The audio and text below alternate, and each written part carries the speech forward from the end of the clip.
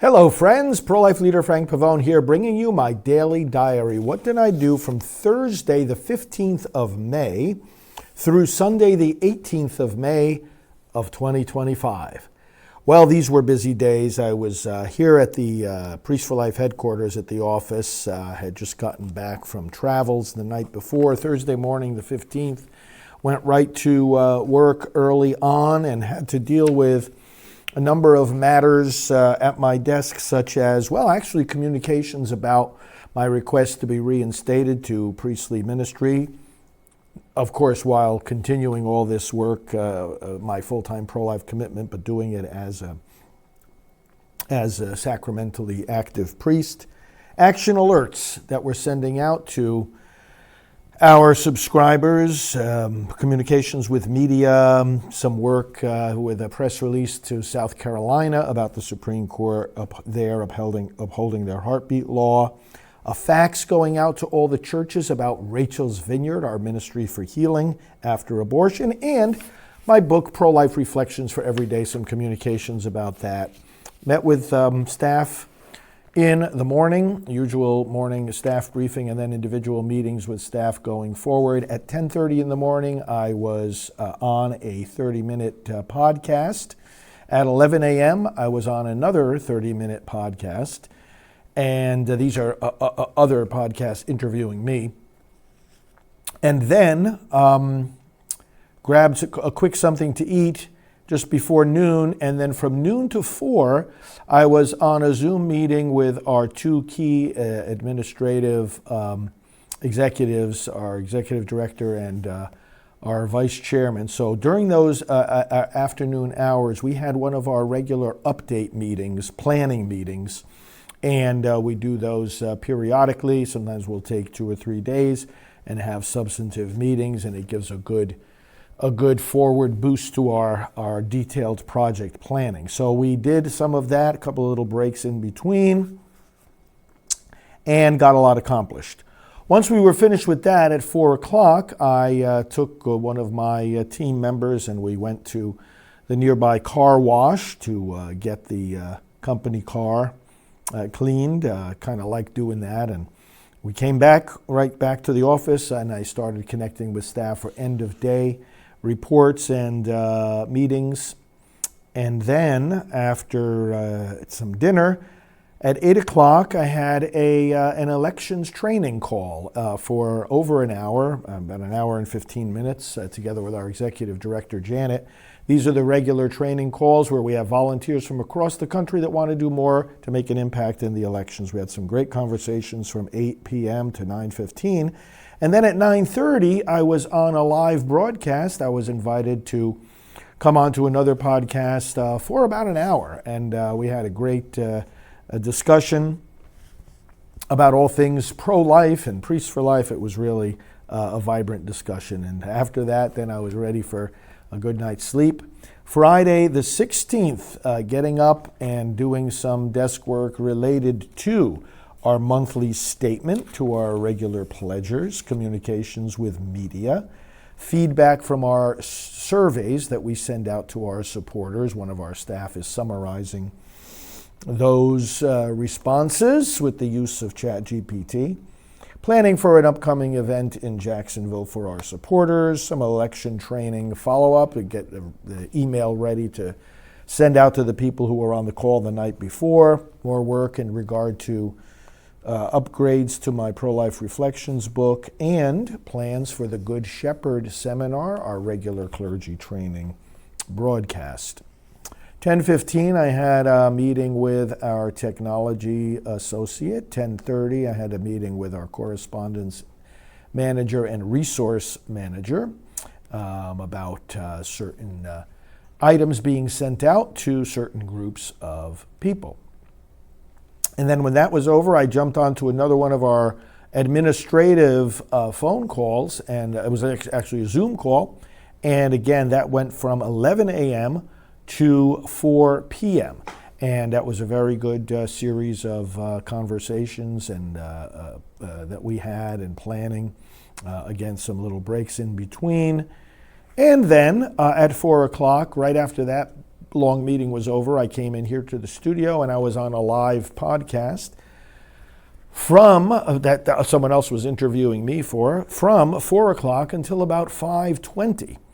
Got done with that, checked in with staff before they were leaving, got some end of day reports, did more work at my desk the rest of the evening, and went to bed. The next morning, Saturday, the 17th, I headed out in my car early to go over to Orlando. Started making my way over there about 6 in the morning because when I got there, I met with some leaders of the Florida Republican Party who were having the previous day and that day, their quarterly meetings, all day long meetings, but they wanted me to speak at their devotional. So we had a little prayer service, essentially, in one of the main hotels in Orlando, starting at 7:30 to 8. It was just a half hour, but I gave a scripture and a message there, and people from all over the state of Florida, active and running the Republican efforts, were very happy to see me. And then from there, we moved into the breakfast room where people were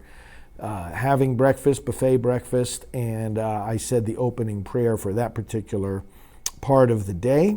Again, very well received. Networked with a lot of the people, a lot of side conversations, a lot of people that I've seen over the years, especially since we've been here in Florida. I've spoken for their various events, especially during election season, and now was reconnecting with them, planning for some additional visits and speaking engagements in the months to come. And then all of that wrapped up at around 9 a.m., a little after 9. I got back in my car. I had drove back to Titusville, about 50-minute drive.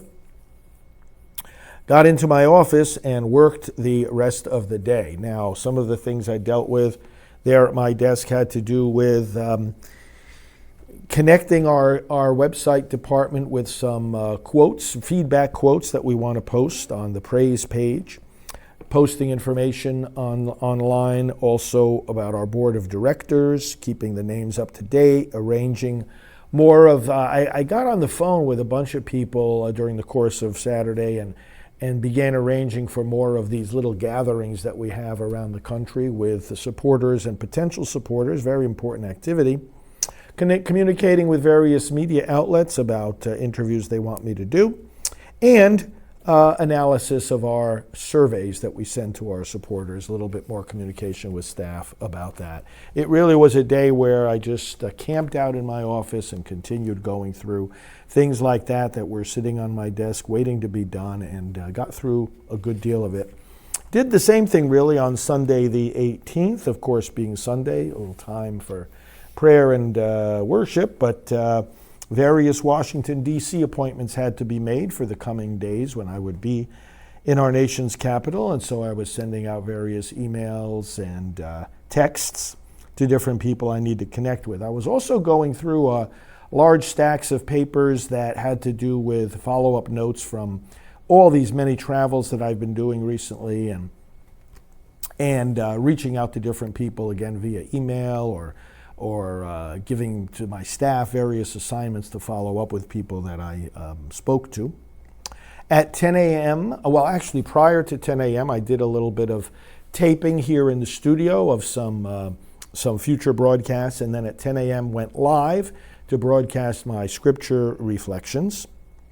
Then continued working back at my desk, trip plans for upcoming travels, organizing of spots that we broadcast, planning for the upcoming gathering of supporters, planning also for a live broadcast with the rescuers, pro-life rescuers who were pardoned by President Trump. This is activity that I support and have supported along the way. We'll be talking more about that as we speak with several of these people who were pardoned by the president. Communication with a priest from the one of the Eastern churches, who is the Respect Life director for his eparchy, that's the equivalent of a diocese, and arranging with him to send some pro-life materials for their clergy. More communication with media, follow up with our correspondence associate on some things that I needed to reach out to people about. Communication about our 2 March for Life videos. I did a special video for the March for Life North Carolina, another one for Oregon, communicating with staff about getting those out there. The preparation of the next FFF letter, which is the letter to our highest tier of donors we send out each month, and preparations for the 115 Forum Pro-Life Leadership Meeting, which is coming up soon. Did that right into the evening with some more taping, a pre-taping of our broadcast for the Good Shepherd, because I'll be on the road. And that's what I did on Sunday the 18th, and that's what I did from the days of the 15th to the 18th of May 2025. Hope your days are going well. Thanks for watching. Thanks for supporting us. God bless. Every life is a gift. Every heartbeat is a miracle. But right now, the most innocent among us are in danger. Priests for Life is on the front lines, speaking truth, offering healing, and building a world where every child is welcomed and loved. Join us in this sacred mission to end abortion. Stand with life. Stand with Priests for Life.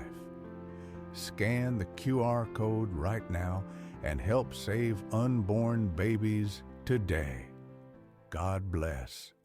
Hello, I'm Dr. Alveda King, board member of Priests for Life. More money is being spent in America to kill babies in the womb than to save them. Together, we need to change that, and today I want to invite you to support our work at Priests for Life. Why ours rather than other groups? Because we have a unique team that helps lead in every arena of the fight against abortion, and we activate the churches where you find people who are most likely to get involved in that fight. To awaken a pastor about abortion is to awaken thousands of people he serves. We do not receive church funding or government grants. We rely on you for individual donations. We have a very high evaluation among charities and top security on our donation site, prolifegift.org.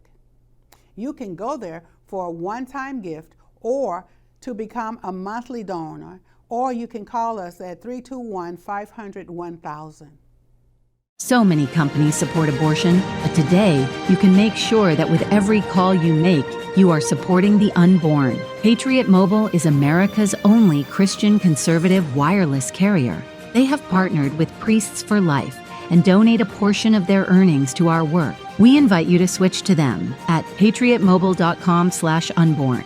Keep your number and your phone and get the same coverage you have now, but also get the peace of mind knowing your every call supports life. Hello, I'm Sam Brownback, and I've worked alongside Father Frank Pavone for many years on the cause of life.